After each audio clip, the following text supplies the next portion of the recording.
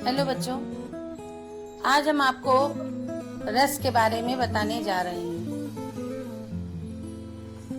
रस रस का शाब्दिक अर्थ है आनंद। काव्य को पढ़ने या सुनने से जिस आनंद की अनुभूति होती हो उसे रस कहा जाता है। संस्कृत में कहा गया है कि रसात्मकम वाक्यम काव्यम, अर्थात रस युक्त वाक्य ही काव्य है।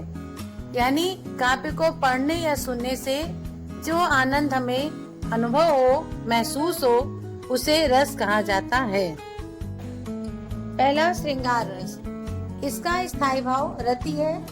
इसके अंतर्गत नायक और नायिका के मन में रति या प्रेम का भाव उत्पन्न हो तथा जब वह प्रेम रस की अवस्था में पहुंच जाता है तो वह श्रृंगार रस कहलाता है।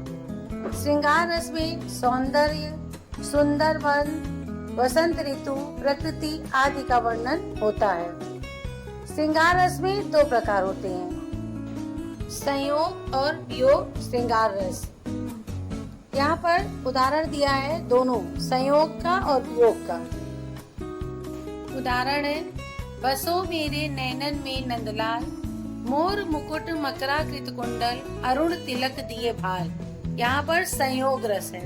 फिर अरे बता दो मुझे कहाँ प्रवासी है मेरा, इसी बावले से मिलने को डाल रही हूँ मैं फेरा। यहाँ पर वियोग श्रृंगार रस बताया गया है। अब हास्य रस। इसका स्थायी भाव हास होता है।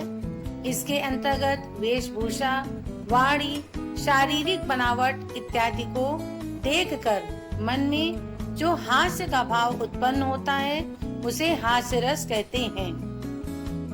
उदाहरण, सीरा पर गंगा हंसे, भुजानी में भुजंगा हंसे, हास ही को दंगा भयो नंगा के विवाह में। यहाँ पर हास्य रस बताया गया है कि जैसे किसी को देखकर मन में जो है उमंग या कुछ ऐसी भावना उत्पन्न हो जिससे हंसी आए। रस। इसका स्थायी भाव उत्साह होता है।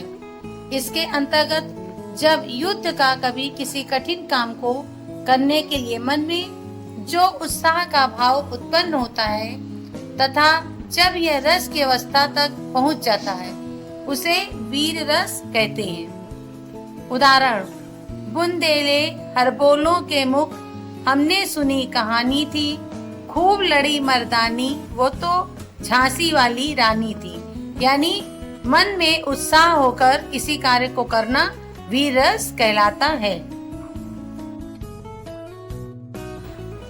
करुण रस।